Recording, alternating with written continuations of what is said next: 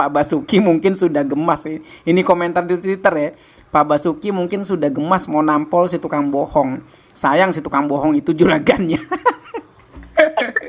Ya, ya, Iya, ini iya, ya. ya, Kalau mungkin rezim sebelumnya ya, rezim SBY mungkin dikenang ya dengan proyek gagalnya Wisma Atlet Hambalang ya, yang terus menjadi olok-olokan, bahkan dianggap sebagai candi Hambalang. Dan sekarang ya, jika Presiden Jokowi kemudian lengser, entah siapapun yang gantikannya, apakah dia yang pro Jokowi atau orang-orang yang didukung oleh Jokowi ataupun nanti orang yang dianggap sebagai oposisinya, jelas IKN ini akan menjadi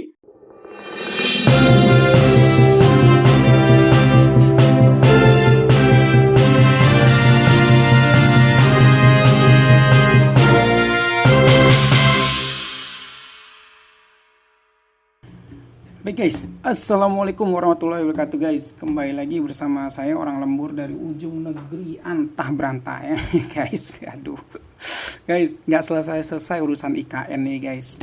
Bayangin nih ya, udah banyak narasi yang aneh-aneh, malah sekarang juga tetap aja nggak jelas tujuan apa IKN itu dibuat gitu lah. Nah ini dari Sumbawa News ya. Menterinya aja sendiri komplain gitu. Bung Herudin ya. ya siap. Iya baik Bung Herudin ya, kita coba sapa dulu penggemar ini di apa, setelah lama kita tak bersua karena apa? Karena ya Lebaran ini penuh dengan apa ya? Penuh dengan kegiatan-kegiatan silaturahmi ya. Tapi di balik kegiatan silaturahmi kemarin ada yang iseng-iseng itu main nggak jelas gitu kan, sampai main tembak-tembakan gitu kan. Nah, ini kita coba mau kembali sapa netizen, bahas tentang IKN nih. Bahkan dari menterinya sendiri udah nggak percaya itu soal IKN nih. Nih coba saya bacain ya tentang dari Sumbawa News ya. Menteri Basuki bantah klaim Jokowi investor IKN membludak sampai oversubscribe. Waduh, apa maksud oversubscribe itu? Kelebihan ini ya, Bung ya, kelebihan ini ya, kelebihan pelanggan mungkin ya, kelebihan penduduk ya. Ini nggak jelas-jelas kayak begini. Aduh, memang gimana ya urusan IKN ini sampai sekarang narasinya nggak pernah benar nih. Coba saya sedikit bacain aja ya. Klaim Presiden Jokowi bahwa investor di IKN membludak hingga 25 kali lipat, bahkan oversubscribe. Akhirnya dimentahkan oleh Menteri Pekerjaan Umum dan Perumahan Rakyat (PUPR) ya, Basuki Hadi Mulyono ya. Orangnya agak rambut putih ya, tapi bukan rambut putih yang si ono-ono yang suka nonton bokep itu. Ya, Basuki Hadi Mulyono 5 bulan kemudian setelah klaim Jokowi ya.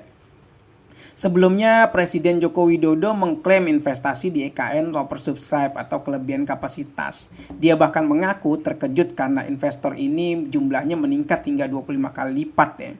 Saya kaget, jajak pasar pertama oversubscribe sampai 25 kali, otoritas IKN juga kaget. Sehingga kawasan inti langsung sudah habis, kata Jokowi dalam Kompas 100 CEO Forum 2022 Jumat 2 Desember 2022 lalu ya. Nah, Jokowi mengaku sempat berniat mengundang 30 investor yang memang memiliki potensi menanamkan modal di IKN. Namun niatan itu langsung ditepis mengingat kawasan inti IKN sudah ludes diborong investor. Bukan hanya Jokowi, Kepala Otoritas IKN Bambang Susantono juga mengklaim investor yang ingin ikut serta membangun ibu kota baru membludak. Bahkan tersebut tidak lepas dari market sounding atau penjajakan pasar atas proyek-proyek yang ditawarkan kawasan inti IKN ya. Ya sudah, ini kan kalau narasinya masih yang ini ya, masih yang membela IKN lah istilahnya lah. Tapi kan kita juga tahu ya bahwa di sini, nah ini ada kalimatnya, kalau investasi dengan otorita bos urusannya kan sudah ada yang masuk lot lewat saya sudah beberapa kali ya, kita serahkan ke otorita. Masalahnya adalah pembelian tanahnya ini yang belum disiapkan otorita ya, ujar Basuki ya. Ternyata pembelian tanahnya, Bung Herudin ya, memang IKN ini berkali-kali kita juga bahas tapi juga nggak tuntas-tuntas. Terakhir memang tragedi Jin buang anak itu juga sampai sekarang juga nggak tuntas sih sebenarnya ya. Siapa sih sebenarnya itu yang maksud jin buang anak itu ya. Tapi rakyat-rakyat Kalimantan sih happy-happy aja gitu ya sampai sekarang ya. Nah, Bung Hairil ini melihat fenomena ini ya antara Jokowi dan menterinya mungkin kurang matching apa kurang koordinasi, saya nggak tahu nih. Nah, Bung Hairil ini melihatnya seperti apa, Bung? Ya, kita ya lihatnya seperti lawakan aja IKN itu ya. Sesuatu yang sangat-sangat dipaksakan ya. Ini proyek yang sangat besar loh. Nilainya sampai 100 triliun lebih ya. Hampir 1.000 triliun ya. Artinya ya misalnya membludak lah ya. Sampai 166 triliun itu kan biaya estimasi awal. Bisa juga membludak ya, apalagi dengan adanya utang-utang ya. Dikatakan kalau investor sampai oversubscribe dan lain sebagainya, ngapain? Sampai kemudian Presiden Jokowi mengobrol IKN sebegitu rupa ya, sampai bebas pajak 30 tahun, harga bebas sampai 100 tahun, potongan pajak sampai 30%, bahkan sampai 100% lah. Itu namanya apa? Ingin investor itu segera ya, untuk menarik investor itu kan dengan berbagai diskon, berbagai skema, berbagai bunga-bunga. Tapi faktanya sepi ya, ini kan menunjukkan ya bahwa IKN itu ya proyek ambisius lah, ambisius seorang pribadi Presiden Jokowi ya, yang ingin mencatatkan namanya dalam sejarah. Seperti itu dibandingkan tadi real ya, yang faktanya yang jelas-jelas proyek nggak besar lah ya, dikatakan nggak terlalu besar ya, karena ini proyek kereta cepat Jakarta-Bandung ya, yang sampai sekarang nggak selesai juntrungannya ya. Dari awal bilang B2B, ujung-ujungnya pakai APBN, ujung-ujungnya minta APBN sebagai jaminan ya untuk overcost-nya. Ya akhirnya apa? Ya nggak jelas akhirnya ya. Kita lihat bulan Juni nanti 2023, apakah kereta cepat sudah selesai, sudah bisa dioperasikan ya, dan ujung-ujungnya kalaupun nanti dioperasikan, jelas yang akan dimatikan adalah jalur kereta api yang ke Bandung yang sudah ada ya, tapi parah sebagainya. Ini ngapain ya? Orang sebenarnya kan Jakarta Bandung itu kan berapa kilometer sih ya?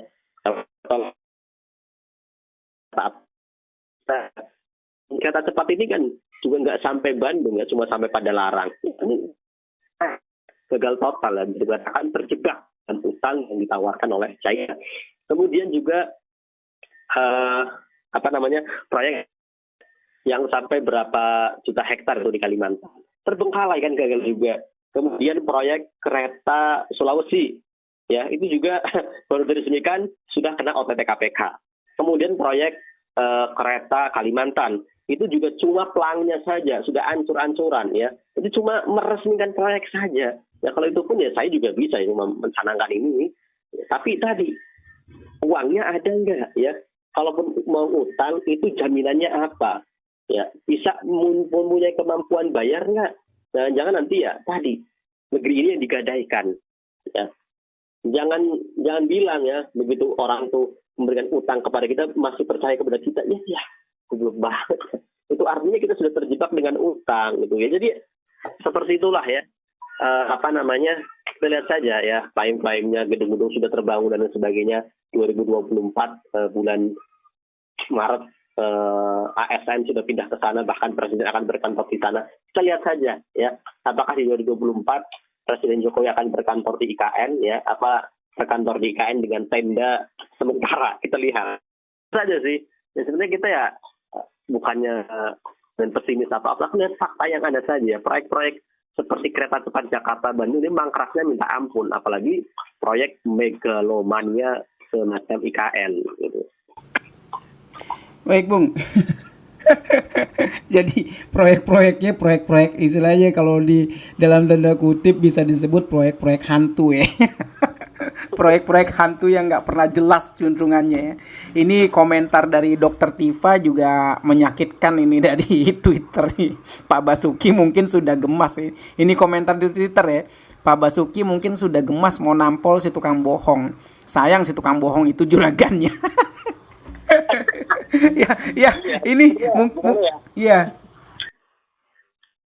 Kalau mungkin rezim sebelumnya ya, rezim SBY mungkin dikenang ya dengan proyek gagalnya Wisma Atlet Hambalang ya, yang terus menjadi olok-olokan, bahkan dianggap sebagai candi Hambalang. Dan sekarang ya, jika Presiden Jokowi kemudian lengser, entah siapapun yang gantikannya, apakah dia yang pro Jokowi atau orang-orang yang didukung oleh Jokowi ataupun nanti orang yang dianggap sebagai oposisinya, jelas IKN ini akan menjadi mega candi.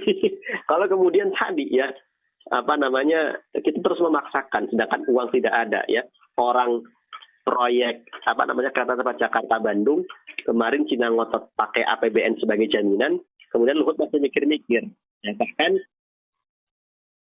bahkan DPR meminta ya untuk mempertimbangkan ya, jangan sampai APBN jadi jaminan ya, apalagi IKN yang katanya hampir 54%-nya dari APBN, sedangkan sisanya itu dari investor. Orang APBN untuk menjamin kereta cepat aja yang sulit, apalagi untuk menjamin IKN, bisa-bisa ambruk, itu saja. Gitu. Baik Bung Hedun ya, tapi kan kita kan sebagai media, media yang kredibel ya, tetap kita sarankan mudah-mudahan semoga cepat sadar ya, agar tidak fokus ngurus IKN ya, fokus lah ngurusin rakyat ya. Nah, ini juga kata Jokowi di Sumbawa News yang satu lagi dulu pernah ya. Ini kata Jokowi terkait pekerja IKN belum digaji berbulan-bulan ya. Pakai pekerjaannya sampai belum digaji berbulan-bulan itu. Aduh, kalau ini ada cuplikannya dikit ya. Kalau di meja saya Detik itu juga saya tanda tangan, tapi memang kita ini kan membuat perpres gitu ya. Menghitung tunjangan memerlukan konsolidasi antar kementerian, ungkap Jokowi. Memang kalau ada istilah pepatah itu bayarlah pekerja sebelum keringatnya netes gitu ya. Sebelum keringatnya kering gitu. Iya, betul. Nah, ini Bung Herudin ya. Aduh, memang ribet ya urusan begini ya. Ini sebenarnya saran nih sebagai mahasiswa yang kritis gitu ya. Saran lah untuk Pak Basuki ini, sarannya apa kira-kira yang cocok ya untuk Bapak Basuki menanggapi jangan bantah, istilahnya kan jangan bantah Jokowi lah, karena kan Jokowi kan sebagai pimpinan presiden ya, bisa aja Pak Basuki ini nanti diganti ya sebagai menteri reshuffle ya. Nah, bisa aja reshuffle ya. Nah, ini sarannya Bung Herudin, gimana Bung Herudin? Iya, kalau seorang Pak Basuki Hadimulyono masih punya integritas ya, masih kemudian melihat bahwa proyek ini mungkin dikatakan ya nanti gagal dan sebagainya, saya sarankan ya sebagai seorang mahasiswa pun Pak Basuki Hadimulyono itu bersikap seperti Pak Ignatius Jonan ya, mantan Menteri Perhubungan dan juga Menteri SDM Republik Indonesia ya, orang yang dulu dipercaya sebagai dirut kereta api Indonesia yang kemudian menjadikan kereta api Indonesia begitu rapi sampai saat ini ya. Dulu kan kita masih ingat kalau naik kereta api mesti ada yang naik di atasnya, ada yang pedagang masuk dan sebagainya. Begitu Pak Jonan sebagai direktur dirut utama PT KAI, Pak Jonan ini kan yang kemudian membereskan masalah perkereta Indonesia, dan kemudian beliau diangkat jadi Menteri Perhubungan. Dan Pak Ignatius Jonan ini sejak awal ketika menjadi Menteri Perhubungan tahun 2016 menolak proyek kereta cepat Jakarta Bandung karena dianggap proyek itu tidak prioritas, kemudian banyak ya potensi gagalnya dan lain sebagainya, tegas kemudian menolak proyek itu. Dan akhirnya apa yang terjadi? Pak Ignatius Jonan itu di reshuffle, diganti. Tapi benar apa yang dikatakan Pak Ignatius Jonan bahwa proyek ini rawan, apalagi ketika mengambil China sebagai partnernya. Ya, jelas kenapa yang terjadi Pak Ignatius Jonan terjadi. Walaupun memang ada faktor lain ya, faktor cross major seperti pandemi COVID-19. Tapi cross major itu kan kemudian 2 tahun sudah berhenti dan lain sebagainya. Tapi yang jelas, kalau Pak Basuki ini punya integritas, kemudian mau ya, kemudian ini baik-baik saja, dan ingin benar kalau beliau memang mengatakan itu proyek ini nggak mungkin bisa dilanjutkan dan sebagainya, ya bersikap seperti Pak Ignatius Jonan, itu seperti itu. Alangkah ya itu. Tegas Pak Ignatius, walaupun beliau menteri, ketika mengatakan ya ini Pak nggak layak dilanjutkan, nolak sebagai Perhubungan. Ya memang ujung-ujungnya beliau di reshuffle, walaupun kemudian masuk lagi sebagai Menteri SDM pada waktu itu. Iya, akhirnya nggak dipakai lagi kan Pak Ignatius Jonan ini. Ya, kita mah fair aja ya, kalau orang berkinerja baik ya kita katakan beliau baik ya. Pak Ignatius Jonan itu keren ya. Itu. Iya, kalau memang orang baik itu ya kita katakan baik itu memang ada prestasinya ya. Baik deh Bung Haridin ya. Nanti kita coba lanjutkan bahas tentang lain. Jadi semoga aja Pak Jokowi bisa paham ya bahwa IKN ini ya membludak sampai tapi kenyataannya dibantah sendiri oleh menterinya. Baik Bung Haridin ya, sekian dulu dari kita berdua guys dari ujung negeri antah berantah di mana negeri ini makin ruwet ya, sesuai kata Pak Jokowi ya, ruwet, ruwet, ruwet ya. Ribet urusannya. Semoga aja rakyat makin paham dan makin cerdas melalui podcast-podcast kita ini ya. Tercerahkan lah apa yang menjadi sasaran kita, bahwasanya kita menyampaikan ini sebagai bagian dari kritik untuk pembangunan bangsa ya. Baik guys, sekian dari kita berdua dari ujung negeri antah berantah. Wassalamualaikum warahmatullahi wabarakatuh.